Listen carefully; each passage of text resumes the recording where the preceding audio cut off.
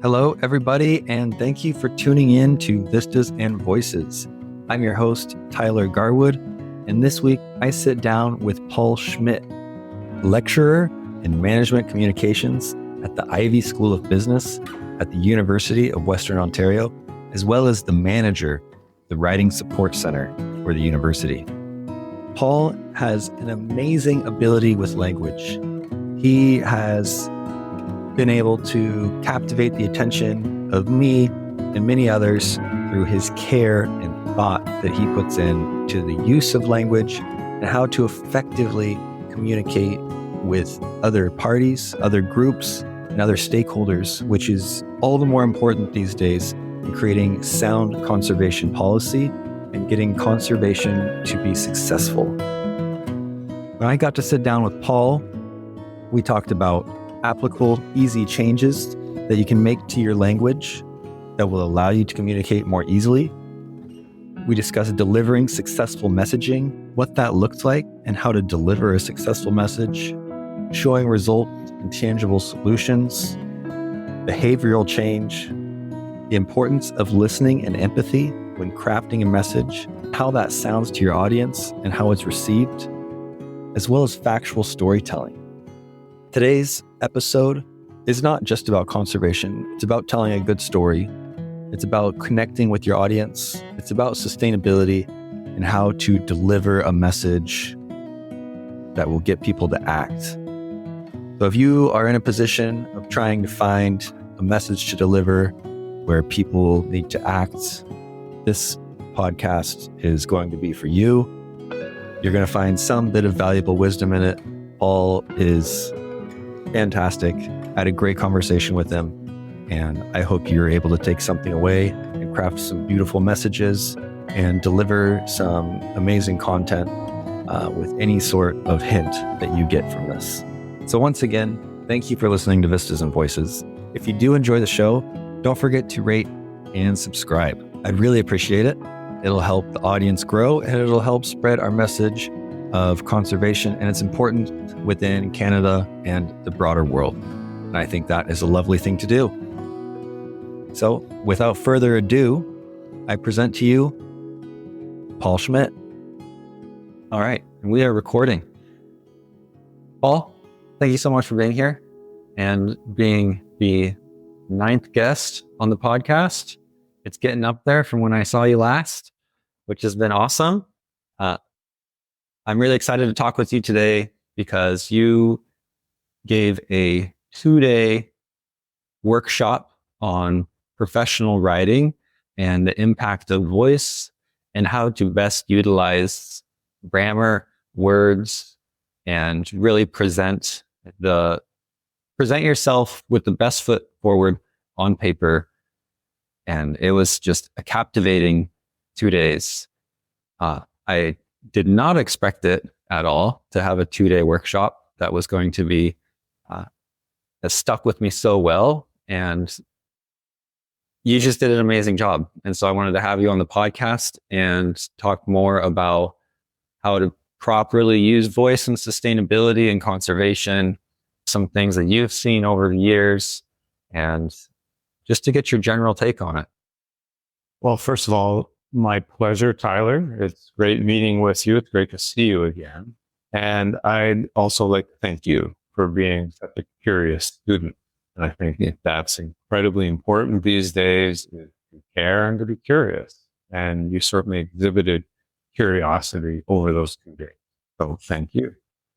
So when we look at communication and the power of communication, I think is so important in sustainability to be able to communicate the right message through the proper channels so it resonates with real human beings. And I think some of the issues that we face with communication and sustainability is we focus too much on data points. Mm-hmm.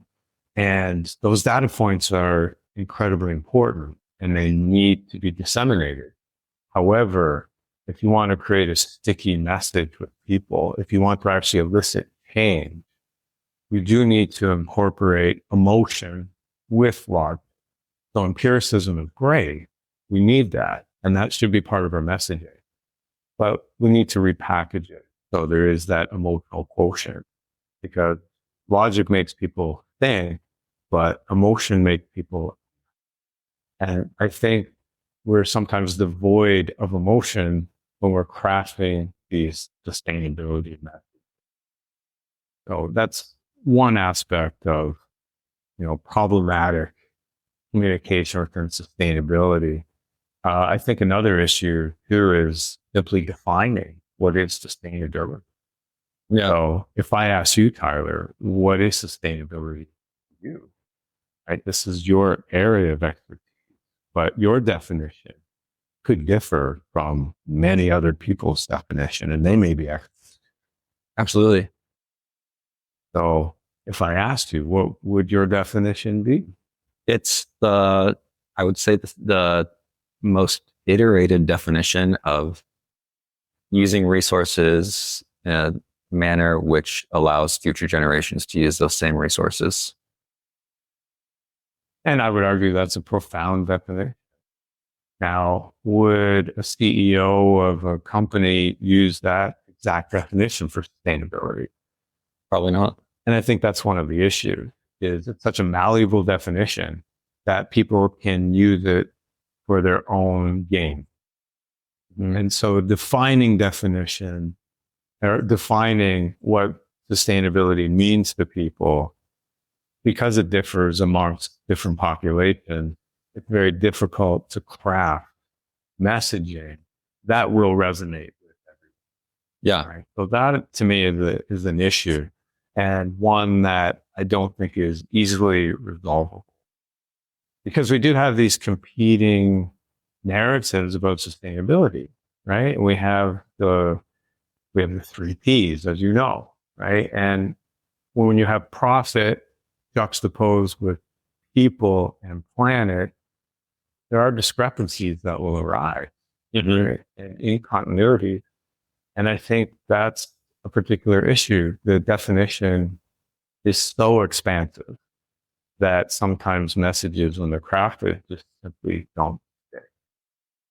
And so do you think that we have to have a more standardized definition of sustainability to get a message to stick? Or do you think that messages can stick by crafting them to their attached definition of sustainability? I'd go with the latter. So when you look at communication, audience analysis is so integral to crafting these messages.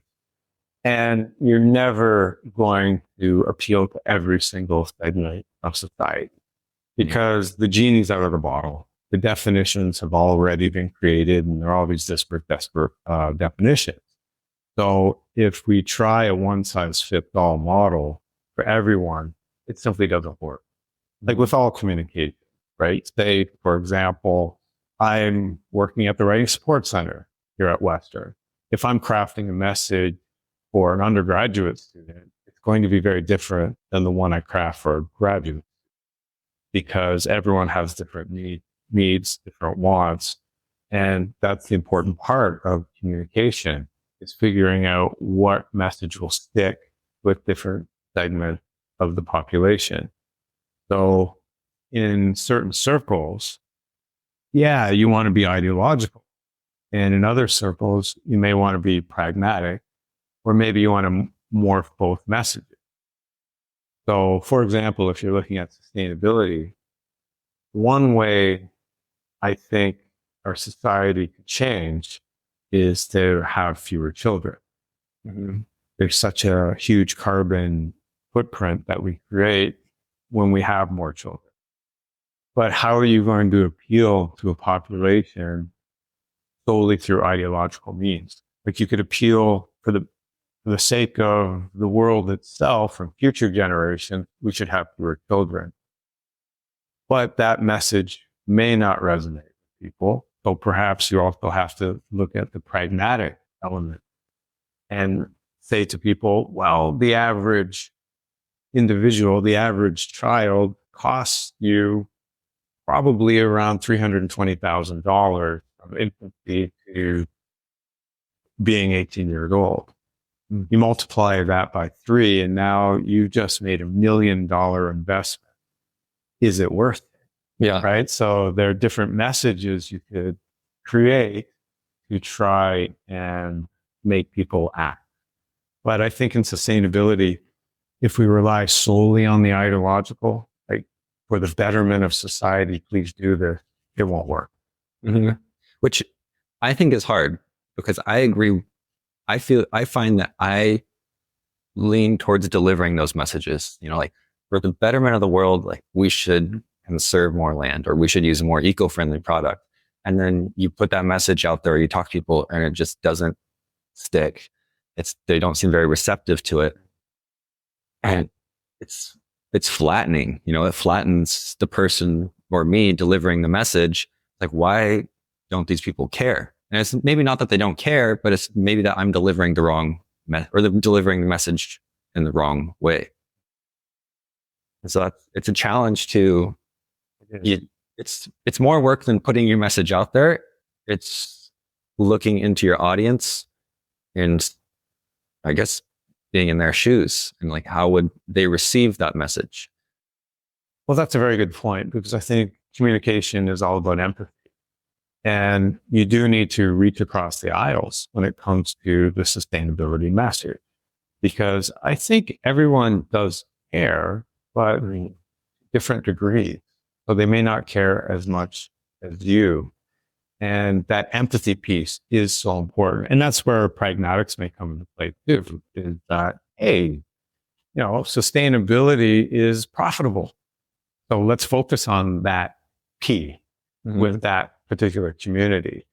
So we don't all have the same ideological mindset, but I think we can use empathy and put ourselves in the shoes of others to see what message will stick with them.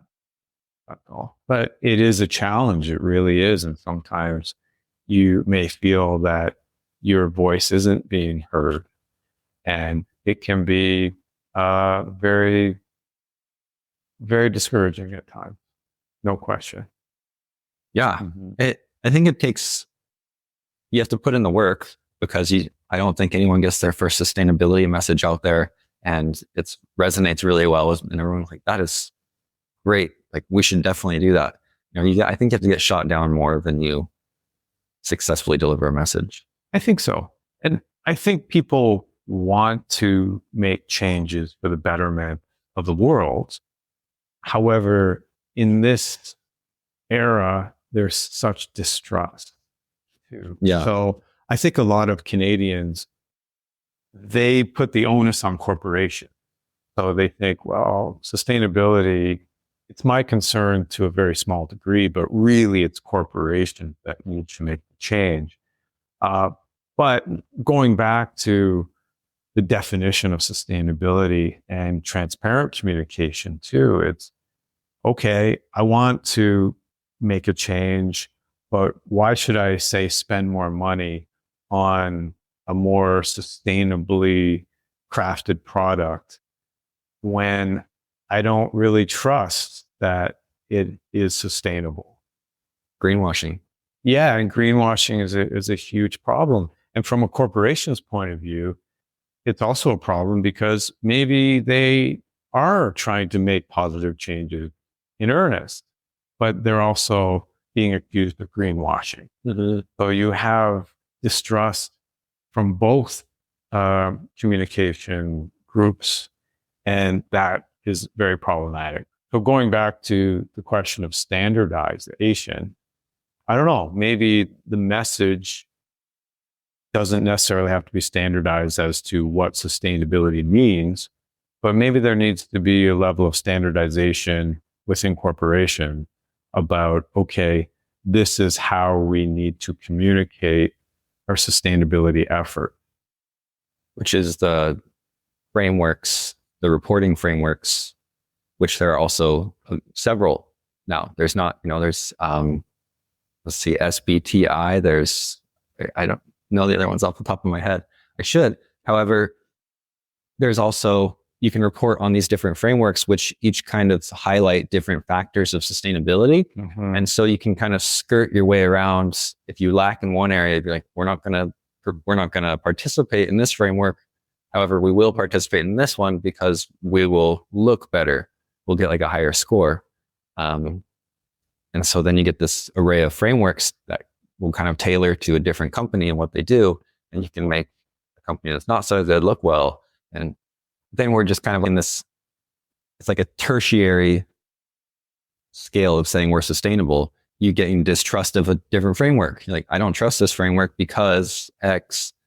And you go with this one. And then I think we end up with what's after tertiary, a fourth tier of 100%. framework. And it's just, 100%. And if the rules of engagement are that flexible, when we look at auditing, a lot of it seems to be self-auditing in a way, then there's going to be public distrust. And until that distrust is eroded, then sustainability messages aren't going to be meaningful.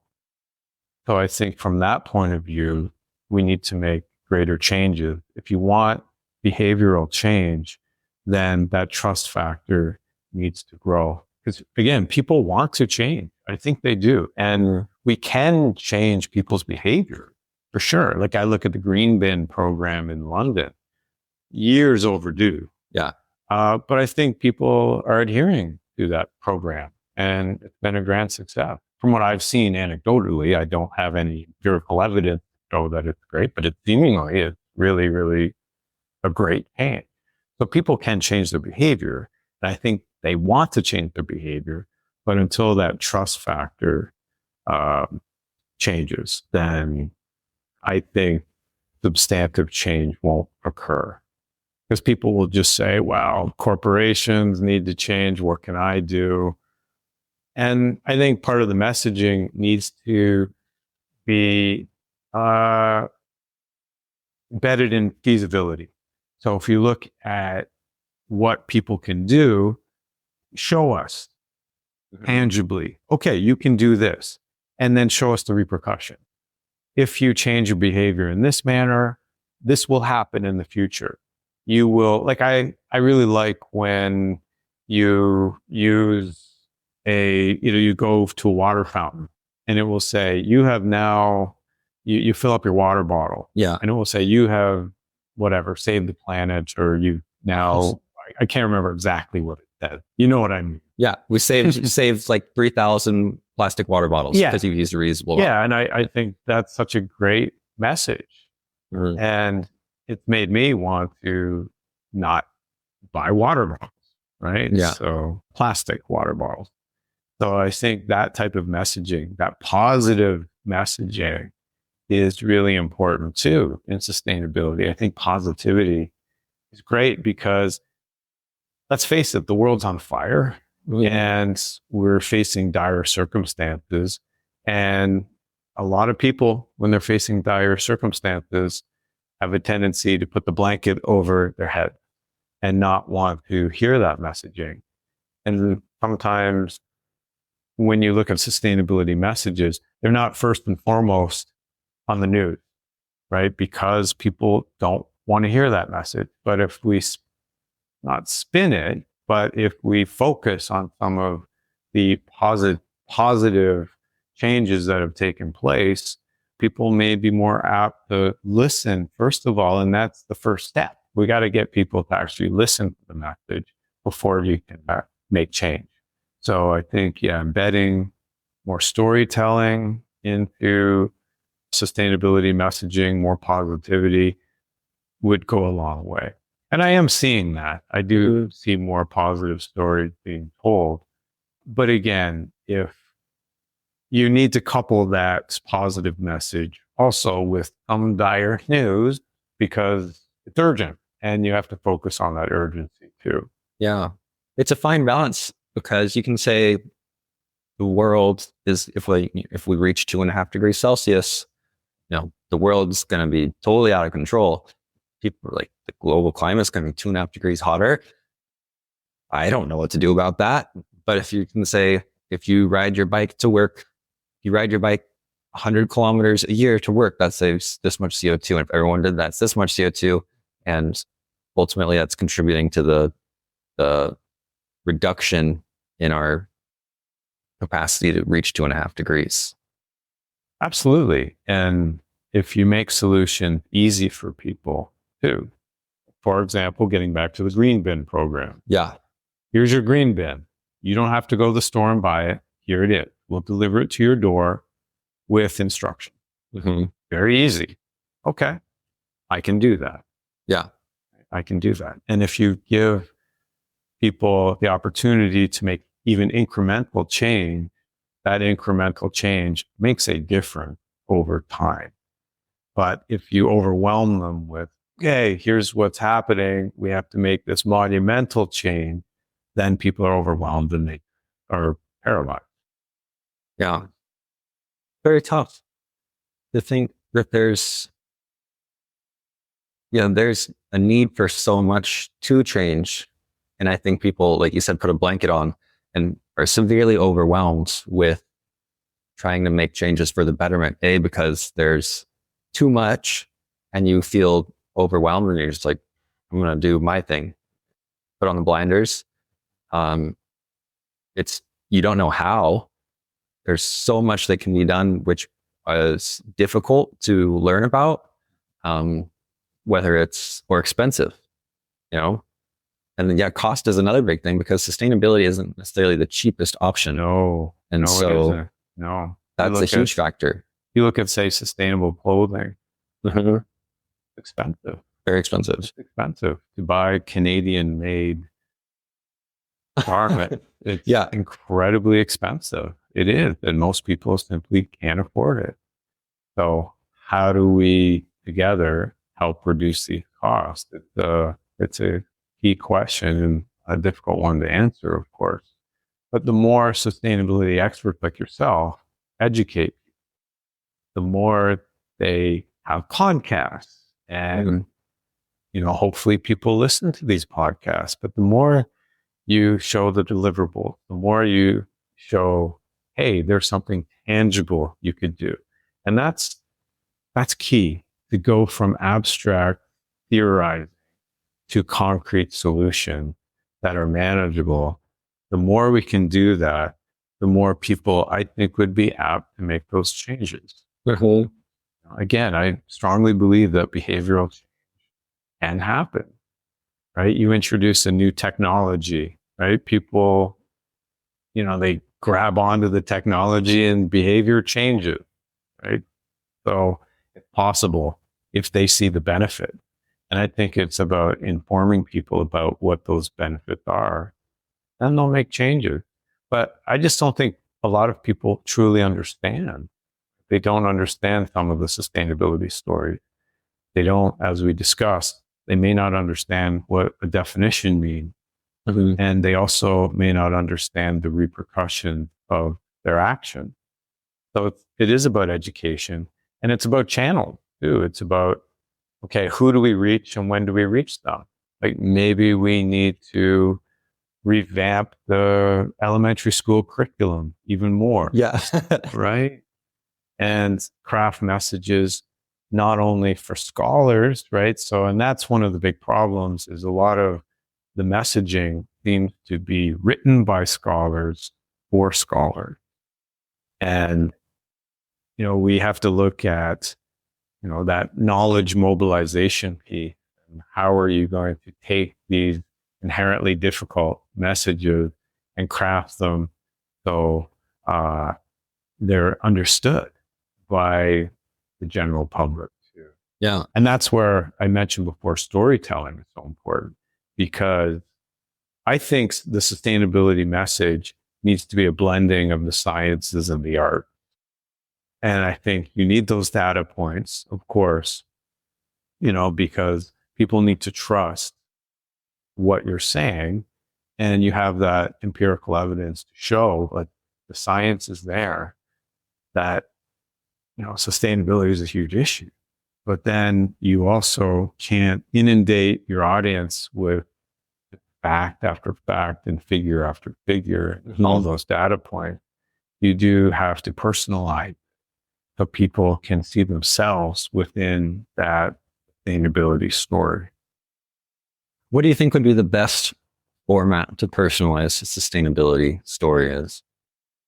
Well, what do you mean by format? Blog, book, short story. Okay, like, so the channel. Yeah. What sort of channel do you think would be most impactful? Well, you're far younger than I am. So I'll ask you, as a young person, what do you consume? I try not to.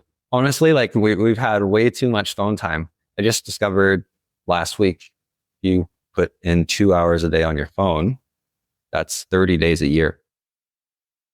That's a lot of time. That is a lot of time. Regardless if I'm looking things up or just like pure inquisitiveness, wasting some time on social media, whatever it may be, it's like, 2 hours, average 2 hours this week, and it's like, how much time is that? And that's 30 days. And so I don't want to look at my phone anymore. Well, but I hear you. Yeah. I'm the only person on the planet who doesn't own it. Wow. Yeah. That's amazing. Well, I get that response sometimes, or I get the what's wrong with you response, but I've never actually sent a text ever. Wow. Yeah. Now, I have more than a carrier pigeon to communicate with other people. But yeah, now, to be honest, life has become very difficult without a cell phone at times, but I just discovered one. But I hear you. But again, as a young person, and we need to reach young people, I would say young people are the ones who are championing the world right now. And it's my generation who's messed it up. So I think a lot of the messaging does have to reach people of my age range. However, we do need to start young. We do need to ensure that we reach young people with this message. So again, I'll throw it back to you. How would you reach younger people? Shorts, short videos, short attention spans, short videos, less, TikTok, whatever the short system is for each social media platform. Yeah. Because those are, they are extremely addictive. It's what I've read about all the short videos and everything. It's basically a race to the bottom of the brainstem. It's like, how short can video be and capture your attention? And then how can we keep it? So it automatically kind of goes to the next video for you, everything. So you watch like this 30-second video, you have 30 seconds of attention, it goes to the next one. It's designed so well that you don't even know, you lose control almost. It's like, it's addiction, obviously. It is. And that's unfortunately the route to access the most people, I believe. I would agree with you. I have a teenager, so I've seen it firsthand. I would say that engagement really matters because young people have such competing media bombarding their senses. Yeah. And they do seek engagement. I think all humans seek engagement. So perhaps we need to make the sustainability message fun. The more we moralize, the more people will turn the message off. So sermonizing, simply doesn't work. And discussing the dire nature of our world only goes so far. So I think maybe we need to make the message fun. You mentioned TikTok. There are a lot of creative individuals out there. Absolutely. And perhaps that's what we need to do a bit more of. When we focus our communication on corporations, I don't think TikTok would work, but this speaks to audience analysis and changing our messaging for different groups, different populations. But yeah, absolutely. For young people, if we make it fun, like how can you make your world a bit more sustainable? Maybe we don't even use the sustainability word, right? Like maybe that term doesn't have to be used, right? If we use terms like ecological footprint, and that doesn't stick with people. They just term that away. Yeah. Maybe we don't need all of these terms. Maybe we just have some fun videos. And over time, people just change their behavior and think, hey, this is actually okay. Mhm. Yeah, reframing it, because I do think that as soon as you hear the word sustainability, green, eco, automatically it's a sermon. Yeah. It's like, Yeah. oh, what are they going to tell me this time? Yeah. And I'm in that, like, this is, like what I've studied. And it is unfortunate that there are so many people trying to deliver sermons. Well, it's got its ups and downs. There are people delivering this message, but also it's not delivered in an attractive manner, really, No. most of the time. Like you look at a word like the certification, right? Like that's not going to make people act necessarily. Very scientific word. It's very scientific. Yeah. So that message needs to be changed. Even a word like deforestation or something, like instead of discussing deforestation, maybe we discuss why trees are awesome. Who knows? But you reframe it for a different word. And, hopefully the message sticks, because I would argue whatever we're doing now is kind of working, but not enough. Yeah. Yeah. I definitely believe that there's a shift, because I have recognized so many changes that have gone on since I've become, I would say, an adult. You just kind of pick up on things. And since I've entered adulthood to now, over the last, I will say I turned an adult at 18, over the last 12 years, a lot has changed. Electric vehicles. I don't know if there was Teslas when I was 18. I don't know. But now there's so many varieties of people that make, or not Teslas, but electric vehicles.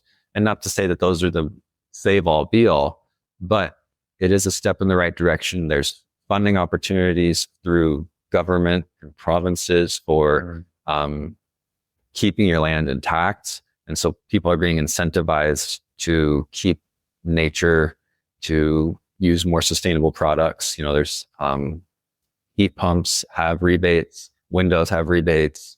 There's lots of opportunities to be green. And I think also that there's a lack of communication to people who already own something like a house or a car that don't realize or recognize that there are funding opportunities for rebates or whatever it may be to make the green option cheaper. I agree. Absolutely. And I think the communication needs to be transparent and again, more communication, because if we're looking at empathy again, if we're looking at the other side of the equation, what would be the response to those who don't want to drive an electric vehicle? Like one response could be, well, we have mineral mining to craft these vehicles. Mm-hmm. Now, the communication could still be like, yes, at this stage in electric mining or an electric vehicle creation, that is the case. But let's look at the pros and the cons. That is definitely a con, but perhaps, the cons do outweigh the pros. And as these vehicles evolve, they will be even more sustainable. And again, we look at the pragmatic aspect of these vehicles too, not just the ideological, but the pragmatic. But I think those conversations need to be had, because good communicators always consider objection. They always consider the question. So our, manufacturers or people advocating for these vehicles, are they having those clear conversations with those other people? My point is, are they getting defensive about it? Like, oh, no. Or are they actually listening to those concerns? Because those are legitimate concerns that people have regarding those vehicles. Instead of dismissing those concerns, are people actually negotiating with others and saying, I hear what you're saying. I do. But unfortunately, we live in societies in which we dismiss others who have different points of view. If we don't agree with them, then we speak louder. or we simply gaslight. Right? We see that in politics, of course. We see that in many facets of society, unfortunately. So I think that's an important component, is listening to those who may not agree with us. But they may have valid point. Yeah. And that brings up the point that communication is a two-way street.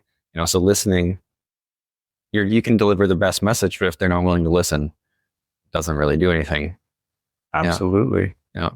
Do you have any techniques or tactics that you would use to deliver a sustainability message that we haven't talked about yet?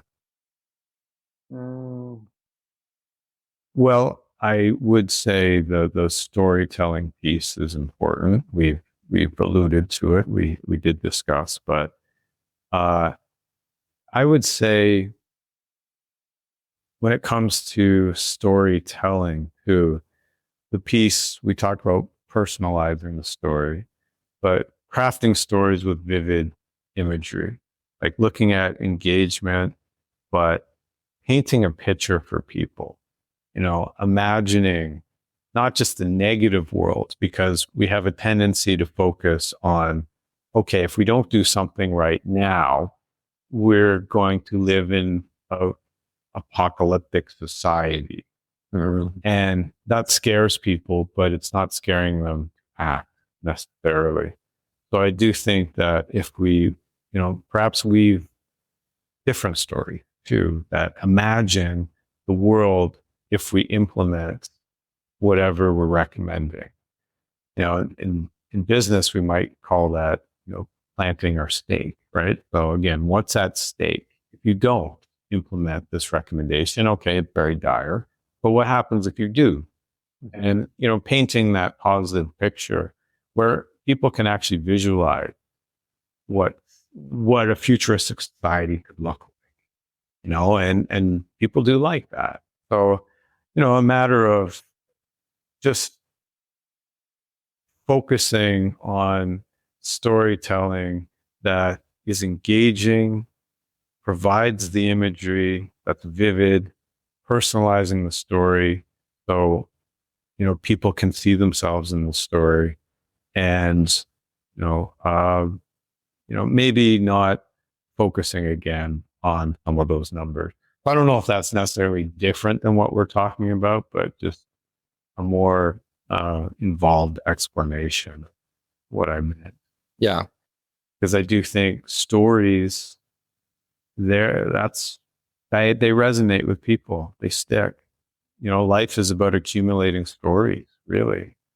And the more positive stories that we can craft, sustainability stories, I think, we can change the world one story at a time. So that's what I would advocate as far as sustainability messaging is concerned. If we're talking with the general public, of course. Mm-hmm. Do you have a favorite story that you can remember that really spoke to you, or you were impressed with the way it was written, the language within it, that you can remember, I guess, within the sustainability period of the last, or anything that was sustainability related?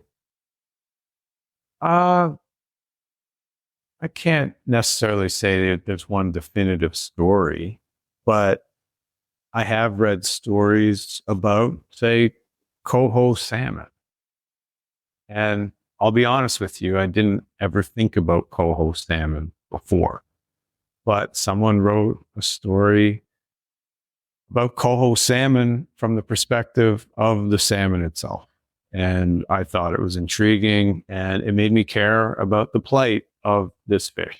Mm-hmm. So, I guess I could equate it to Finding Nemo, right? Here's a clownfish, and I remember watching it with my son when he was young and thinking, I hope this fish is okay. I knew the fish would be okay because that's how it is in the kid story.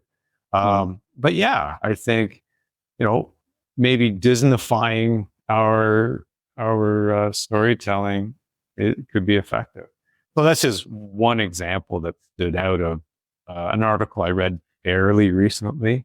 But no, I can't necessarily say this is a definitive, it was a watershed moment for me when I read one particular story.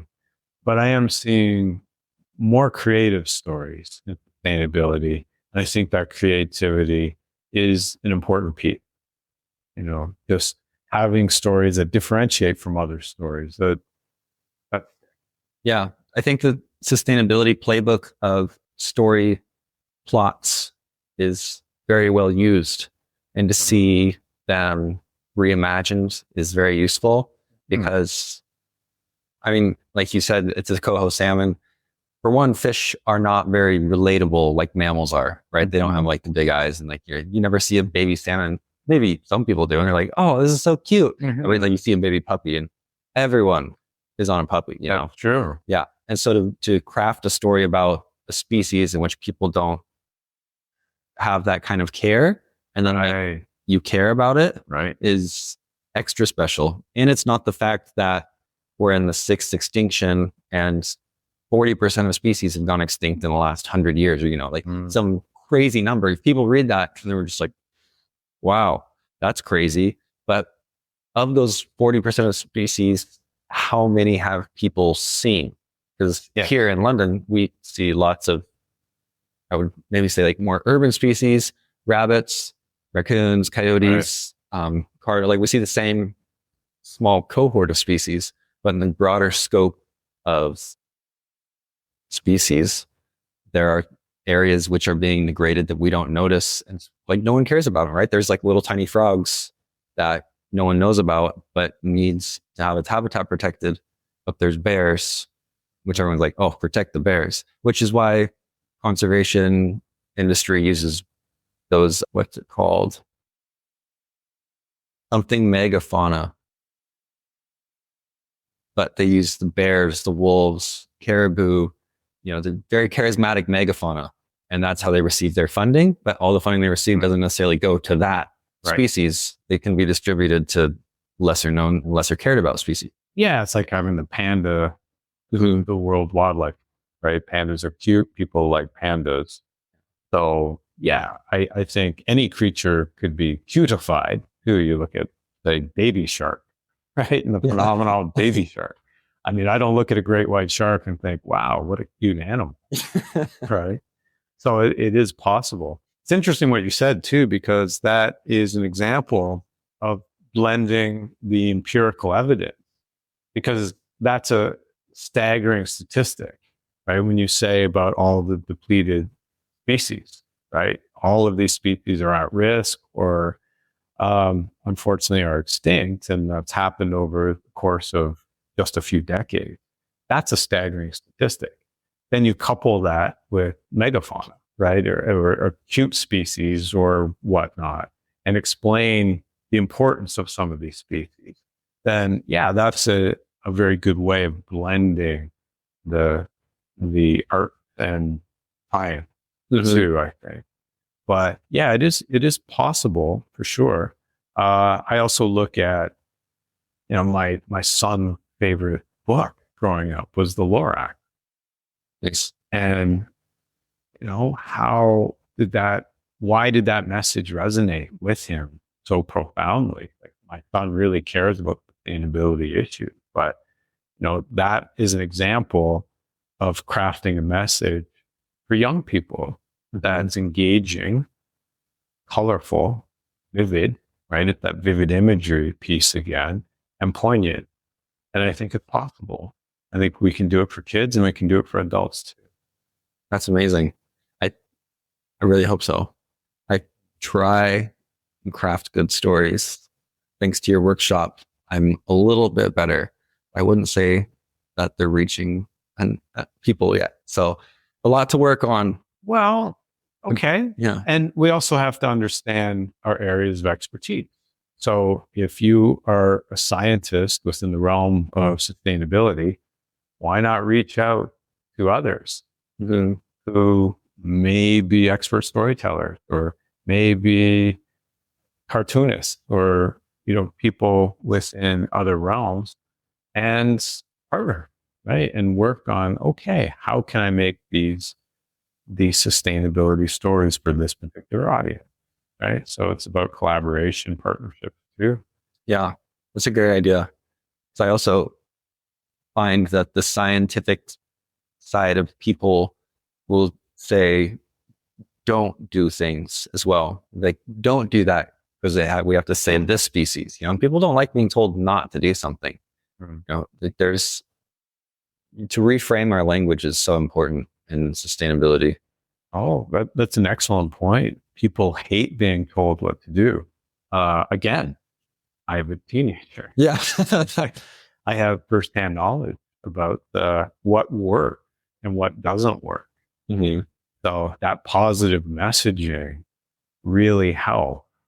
But if you start off with, don't do that, human nature, people are apt to do that. Absolutely. All right. We are coming up on time. I do have some questions that I like to ask every guest. Sure. A series of 4 questions. And I'll start with, what should I have asked you but didn't? What could you have asked me? Paul, how do you keep up your youthful appearance? Answer? Oh, I don't have an answer. You didn't ask. There's no cell phones. Yeah. Okay, there you go. No cell phones. No There 5G. There you go. Yeah. Okay. That's a feat, though. That's pretty amazing. That's fantastic. Well, again, it all depends on your audience, right? Like my son thinks it's very strange, but he also doesn't want me to get a cell phone because he understands that part of my stubborn identity. Yeah. Also, you're not losing 30 days a year. That's true. That's a whole. Yeah. That's a lot of time. That's true. Now I'm able to waste my time in other ways. Yeah.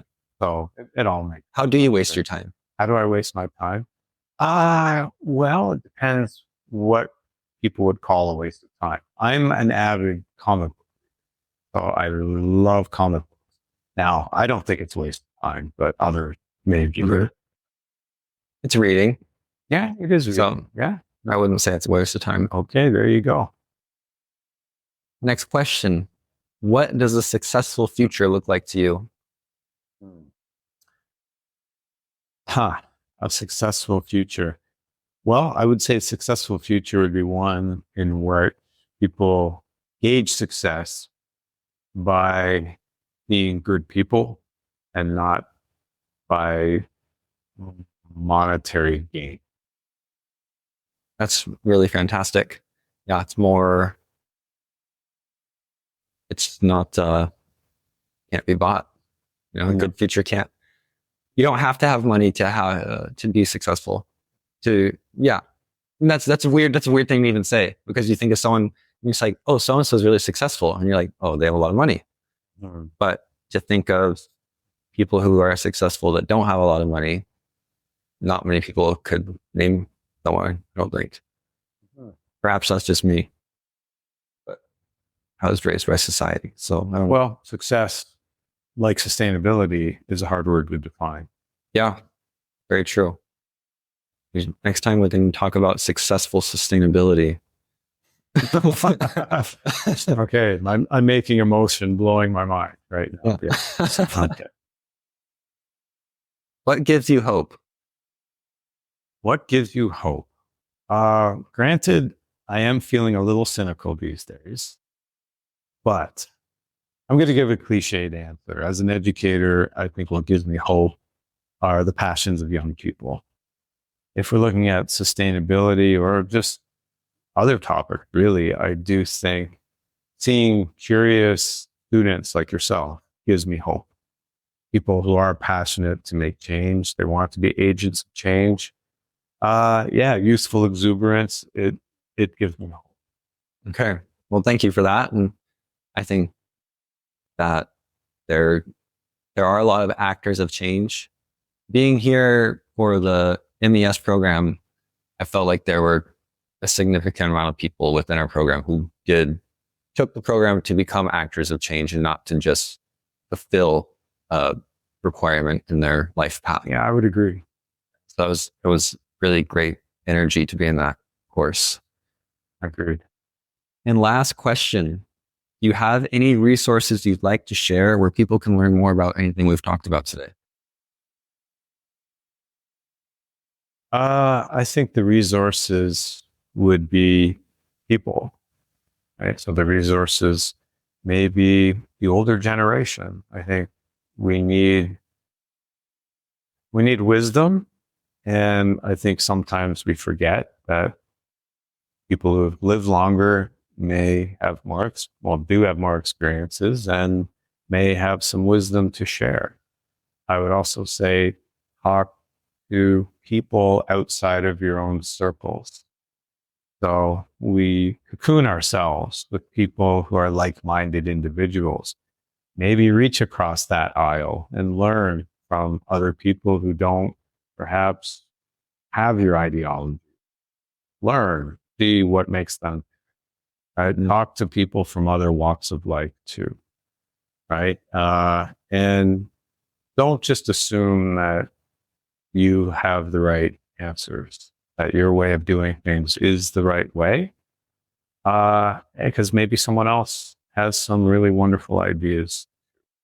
So I don't have a book to necessarily say you must read this book and it will alter your life completely. But I do think just be open to other points of view and talk, actually have meaningful conversations with people who aren't within your cocoon environment. Okay. That's a great answer. I think that there is a lot of opportunity to reach across the aisle because it seems that we are ever divided, and there's sustainability is a nonpartisan issue, as they say. Absolutely. And Yeah. it's a global issue too. Yeah. Right. But that's a story for another day. Absolutely. Well, thank you so much, Paul. I really appreciate it. Oh, my pleasure, Tyler. Yeah, it was fun. Yeah, absolutely. Thank you. Hey, everyone. Thank you so much for listening to the episode. I hope that you really enjoyed it. There was a lot of great content there that is not typical of my conservation episodes. However, I think that language and sustainability are incredibly relevant to conservation and share so many skill sets and values that this episode was a no-brainer for me to record and publish with Paul. The skills just translate so well from sustainability over to conservation, and the messaging is very, very similar. In the end, we all want a more sustainable, livelier planet, and that messaging is very clear. And we need to learn how to tell those stories better and captivate our audiences. If you were able to learn something today, found some insights, got any value out of it, my goal is met. I've been successful. I was able to provide some free education through podcast format, which is always a wonderful thing to do and super cool that I'm able to connect with you through this method.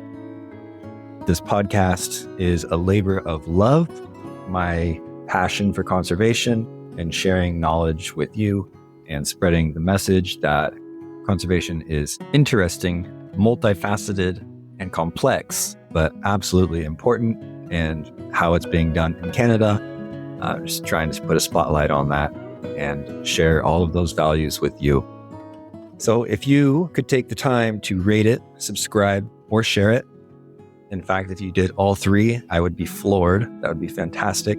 It helps expand the audience as well as attract different guests and other people who may be on the podcast. So getting that message out there is important for me and future entertainment.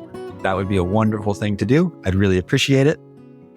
You can find me at thepursuitproject.org. That is my website where you can find more about the podcast, episodes, and show notes, as well as my blog and some other things that I do. You can connect with me on Instagram. That is Tyler_Garwood. Or you can connect with me on LinkedIn. I'll be there as well. So thank you so much for listening. Your ears, your mind is incredibly important, and I appreciate it truly, truly, truly. And I will see you next time for episode 10 of Vistas and Voices. Thank you.